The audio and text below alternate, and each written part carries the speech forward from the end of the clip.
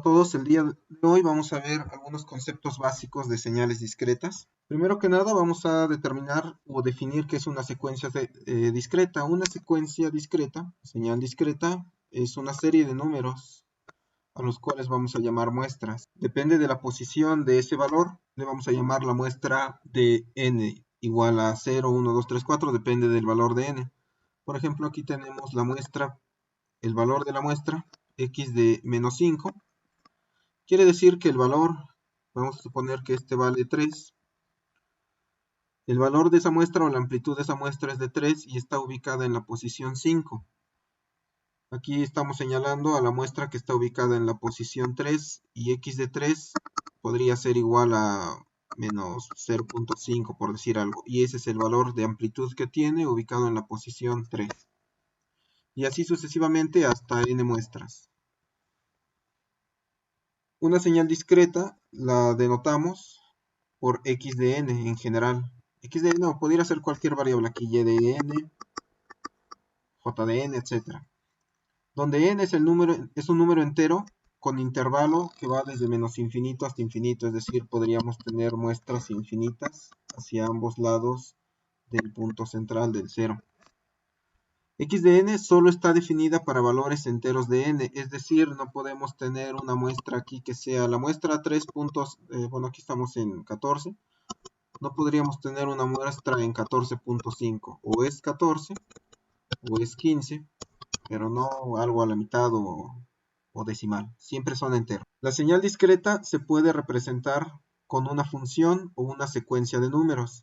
Aquí estamos representando una secuencia con una función. Si nosotros le damos valores a n, vamos obteniendo una serie de valores. Para n igual a 0, esto vale 1. Para n igual a 1, esto vale un cuarto. Para n igual a 2, esto vale un 16, 16avo, etc. Entonces aquí estamos representando la secuencia con una función, pero sabemos que podemos expandirla a una secuencia. O bien podemos tener directamente la secuencia de números. Generalmente es común indicar con una flecha dónde está ubicada la muestra número 0. Entonces pudiéramos decir que la muestra 0 está aquí. Sabemos entonces que esta es la muestra menos 1 y esta es la muestra 1, 2, 3, 4, etc. Igual esto ya nada más estamos recordando que si t sub s es el periodo de muestreo, entonces la inversa del periodo va a ser la frecuencia de muestreo, que se mide en Hertz. Generalmente vamos a tener nosotros una secuencia de números. Una vez que ya estén muestreados, podemos llenar un vector de datos 3, 1, 5, 3, 2, 1, 3, etc. A esta le llamamos la muestra número 1, etc. A esta le vamos a llamar la enésima muestra. Independientemente, al final solo tenemos números. No sabemos si estos números los obtuvimos con un muestreo uniforme como el que se muestra acá, o un muestreo no uniforme. A lo mejor tomaron esta muestra el día 1 y esta la tomaron el día 2 y esta la tomaron el día 5. De todos modos tenemos una muestra, independientemente de cómo haya sido el muestreo. A esta muestra le vamos a llamar la enésima. O sea, no porque aquí se haya saltado dos números, nosotros también nos tenemos que saltar. Si es la muestra que tenemos, a esa muestra es la muestra 3. Está ubicada en la posición 3. Ok, si todos los valores de las muestras, los que estamos viendo acá, son reales, entonces es una secuencia real. Si tuviéramos valores imaginarios o complejos, sería una secuencia compleja. Una secuencia compleja la podemos expresar de dos maneras, separando los reales y los imaginarios de esta manera, así. Aquí tenemos un número complejo y después le ponemos coma y tenemos aquí otro número complejo, coma, otro número complejo y cerramos la llave para denotar la secuencia. Y el conjugado de estos, dado que es un número complejo, podemos tener conjugados. A su conjugado lo representamos con el valor de, o con el símbolo de asterisco, de conjugado que generalmente usamos. Hay unos ejemplos de una secuencia real. Para el coseno de 0.26n, cualquiera que sea el valor de n, siempre tenemos un número real. O podemos tener una secuencia compleja como esta que está aquí, que ya sabemos que a la teta es igual al coseno de teta más j seno de teta. eso nos da un número complejo. Lo podemos representar así, como un número complejo, o separarlo como una secuencia de reales y una secuencia de complejos, así o así como está acá. Y su complejo conjugado, donde lo denotamos con el asterisco. Hay señales que son finitas e infinitas, de hecho su nombre lo dice. Una señal infinita es aquella que tiene valores desde menos infinito hasta infinito. Y puede ser una secuencia ya sea que tenga valores reales o imaginarios, etc. Pero va a tener valores en todo el rango, desde menos infinito hasta infinito. Aunque algunos de ellos pueden ser cero, después nuevamente tiene valor. Por otro lado, una secuencia que es finita, es una secuencia que si bien pudiera estar marcada para desde menos infinito hasta infinito, realmente solo tiene valores en un determinado rango y después todos son ceros.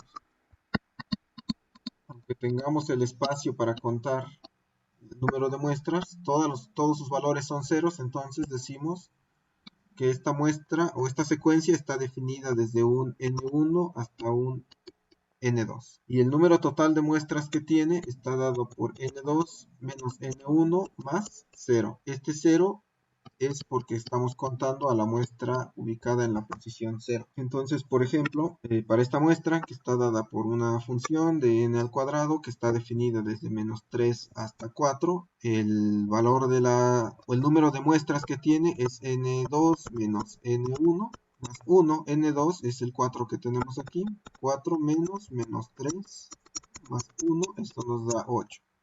Una longitud de 8 para esta muestra. Es una muestra definida, finita. Y una infinita pues no va a tener este rango de valores.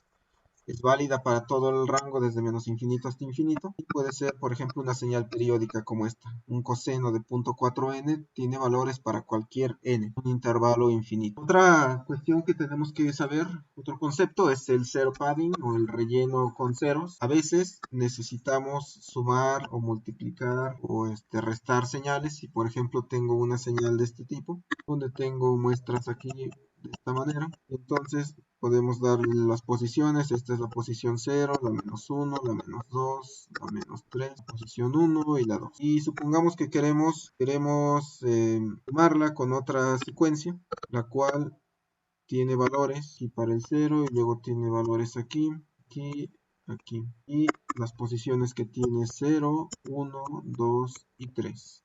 Queremos sumarla para obtener una nueva secuencia. Para poder hacer la suma necesitamos tener valores acá.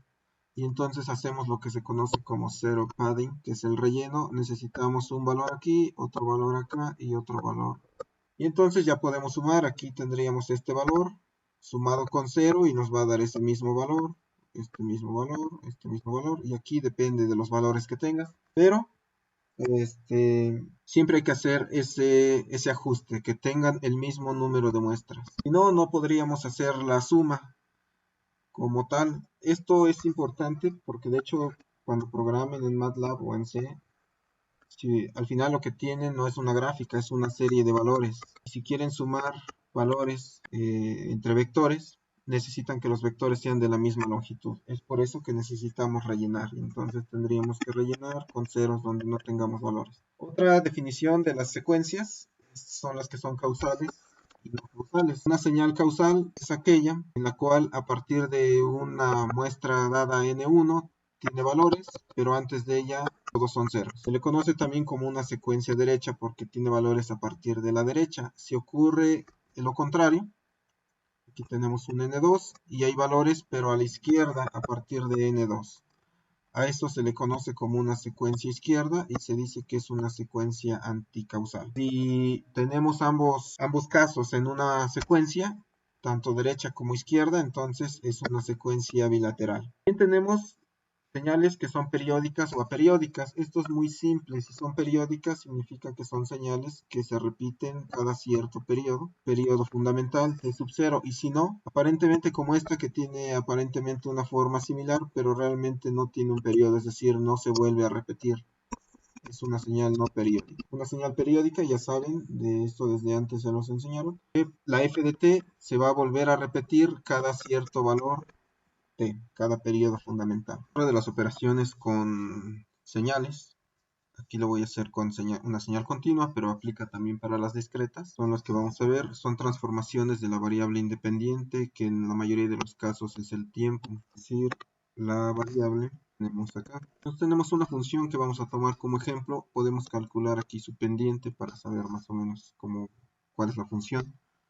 Sabemos que la pendiente es igual a y2 menos y1 sobre x2 menos x1, que para este caso y2 es 3, y1 es 0 y x2 es 4 y este es 0. Por lo tanto tenemos 3/4 de pendiente. La función, como inicia en 0, es igual a, aquí le estamos llamando x de t, que es igual a 3/4 multiplicado por t. Por lo tanto, nosotros podemos obtener que x0, la primera muestra, si tomamos cada ciertos números enteros, es 0, x de 1 es igual a 3/4, x de 2 es igual a 6/4, que es igual a 3 medios, x de 3 es igual a 9/4, x de 4 es igual a 3 a 12/4 y esto es igual a 3. Esto lo podemos ver aquí. Vale 3 en x de 4 y vale casi un poquito más de 2. Vale 3/4, vale 0, etc. Entonces tenemos las muestras. Ahora, ¿qué pasa si tenemos un retraso o adelanto de muestras? Y colocamos t de x de t menos 2, quiere decir que vamos a retrasar 2 posiciones hacia la derecha. Entonces, en vez de que iniciemos, en vez de que nuestra x de 0 sea 0, lo retrasamos 2 posiciones y ahora x de 2 va a ser lo que valía aquí esta posición, porque tendríamos x de 2 menos 2, este 2 que estamos colocando aquí, eso nos da x de 0 y x de 0 vale 0, por lo tanto tenemos la posición aquí en 0. Y x de 6, aquí colocamos x de 6 menos 2, porque es el 2 que tenemos aquí. Eso me da x de 4. Y x de 4 es el valor que tenemos aquí, 3. Por lo tanto, es el valor que tenemos acá. Ahora, ¿qué pasa si expresamos x de 2t? Quiere decir que vamos a ir tomando una muestra y otra no, porque primero tenemos aquí x de 2 por 0 es igual a x de 0. Y entonces vamos a poner la primera muestra que vale 0. Ponemos la de 0. Luego x de 2 multiplicado por la muestra 1. T es la que siempre va aumentando de 1 en 1. Eso nos daría x de 2. X de 2 es 3 medios. Entonces tenemos solo esta muestra. Y después tenemos x de 2 por 2 es igual a x de 4 y x de 4 vale 3. Entonces tenemos la tercera. ¿Qué pasó con esto? Al colocarle un valor constante, acortamos la función. Es como si hiciéramos un submuestreo. Otra operación es un escalamiento negativo. En vez de multiplicar, vamos a dividir. Va a ocurrir lo mismo que en este caso. Ahora tengo x de 0 sobre 2, esa sigue siendo x de 0 y x de 0 es 0. Pues x de t vale 1 medio, bueno, t vale 1 y dividido entre 2 es 1 medio, eso me da x de 1 medio, no la teníamos acá. Entonces podríamos calcularla porque tenemos la función. Para este caso nos da 3/4 multiplicada por 1 medio, eso me daría 3/8. Es el valor que vamos a colocar en la nueva gráfica. Así sucesivamente podemos seguir calculando. El hecho de colocar entonces una división en la variable independiente va a hacer que la señal se alargue. Si la multiplicamos, la señal se acorta. Si le restamos, la señal se desplaza. Si le ponemos un signo negativo a la variable independiente, lo que va a hacer es simplemente que se va a reflejar. Porque ahora tendríamos x de menos 0, pues sigue siendo 0, x de menos 1. Calculamos aquí, le metemos un menos 1, tendríamos ahora menos 3/4. Quiere decir que esto va a ir hacia allá. Y es lo que tenemos en esta gráfica. Entonces, estas son las operaciones, son transformaciones con el tiempo independiente. Atrasos, escalamientos positivos y negativos y reflejos. Otra cuestión con las funciones son las señales que son pares e impares, simétricas o no. Una señal que es simétrica con respecto a su eje vertical se le conoce como señal par y se puede representar como que f de t es igual a f de menos t, es decir, tiene un espejo. Entonces si mi función empieza aquí y baja así, si hacemos el espejo quedaría así. Esto es una señal par. Una señal impar no cumple con el principio de simetría. Aquí es simétrica con respecto al eje vertical. En este caso no. Fíjense que la señal se parece pero está invertida, porque aparte de que tiene el espejo, también tiene un signo negativo que hace que ésta se desplace hacia abajo. Entonces, no es simétrica el eje vertical, sin embargo, sí es la misma función, solo que invertida. Esta es una señal impar. ¿Cuáles son las relaciones entre pares e impares? Cualquier señal que tengamos puede ser escrita como una combinación de una señal par y una impar, es decir, una función f de t, cualquiera que sea. La podemos representar como esta parte, que es una función par, lo que veíamos acá, esta parte que es una función impar, divididas ambas a la mitad. Vamos a ver un ejemplo. Pongamos que esta es mi f de t, dada por una rampa y luego tiene un pulso. Entonces, si hacemos este cálculo, f de t más f de menos t, aquí tengo f de t. F de menos t sería el espejo de esto. Entonces aquí tenemos el espejo. Misma función, pero en espejo. Sumamos ambas, estas dos. ¿Qué pasa cuando suman esta señal con esta de aquí? Aquí, esta magnitud que vamos a suponer que es 1, de hecho aquí dice que es 1. 1 más 0, pues les va a dar un 1, que es lo que tenemos acá. Y en el final, aquí valía 1, 1 más 1, les va a dar un 2, que es lo que tenemos acá. De este lado sumamos y nos queda exactamente lo mismo. Y esta entonces es una señal par. Fíjense que es simétrica, es par. Cumple con lo de una señal par. Entonces, así podemos hacer una señal par a partir de una función cualquiera. Si aplicamos esto, nos queda una función par. Aplicamos esto, lo único que cambió es el signo que colocamos aquí, nos va a quedar una función impar. Nuevamente tenemos las dos funciones, esta que es la función original y la función original en espejo, pero en vez de sumarlo, ahora lo vamos a restar. Entonces, si empezamos a restar aquí, tenemos 1, bueno, más bien 0 menos 1, nos va a quedar menos 1. Tenemos 1 menos 1, pues nos queda 0. Aquí tenemos 0, perdón, todavía 1 menos 1, pues nos queda 0. Y aquí tenemos 1 menos 0, nos queda 1. ¿Qué sucede? Que esta es una función impar. De este lado tenemos esta función y de este lado la misma, pero invertida. Entonces se cumplen estas dos operaciones. Pasa si, aquí vuelvo a colocar las mismas, si hacemos la operación que decíamos que nos representa la función original. Tenemos una función par, una impar, debería de quedar la función original. Tengo la señal par aquí, tengo la impar. La impar quedó con una amplitud de 0.5, esta quedó con una amplitud de 1. ¿Por qué? Porque la estamos dividiendo a la mitad. Recuérdense que antes valía 2 y aquí valía un 1. Entonces se redujo la amplitud, la sumamos. Aquí estamos sumando 0.5 más 0.5, pues nos va a quedar, perdón, estamos sí, sumando, pero esta es negativa, es menos. 0.5 menos 0.5, nos queda 0. Aquí 0 y un 1, pues nos va a quedar un 1. Esto va creciendo, esto va bajando, quiere decir que se va a mantener en una línea al final con una amplitud de 1. Y regresamos a la señal original. Entonces se cumple esta ecuación y se cumplen también estas, que esta operación nos da una señal par, nos da una señal par y toda esta operación da una señal original nuevamente, la señal inicial. Les dejo de ejercicio esto, súbanlo ahí en la página. Cogen las señales pares e impares y realicen esta misma operación que teníamos acá. Sumen, resten. Lógicamente vamos a generar una señal par, una impar y regresan a través de esta operación a la señal original. Son los ejercicios. Clasificación de señales son las determinísticas y las aleatorias. Una señal determinística es aquella que está dada o a la cual le podemos predecir sus valores futuros porque están determinados ya sea por una expresión matemática, una regla o una tabla. Entonces, si yo tengo este valor, sé que después de 50 muestras o 40 voy a tener el mismo valor o un valor dado. Está determinado. Pero una señal aleatoria, como su nombre lo dice, tiene valores que no responden a ninguna regla, a ninguna expresión. Aparentemente esta se ve como una sinusoidal, pero realmente si se fijan no es sinusoidal pura, está contaminada.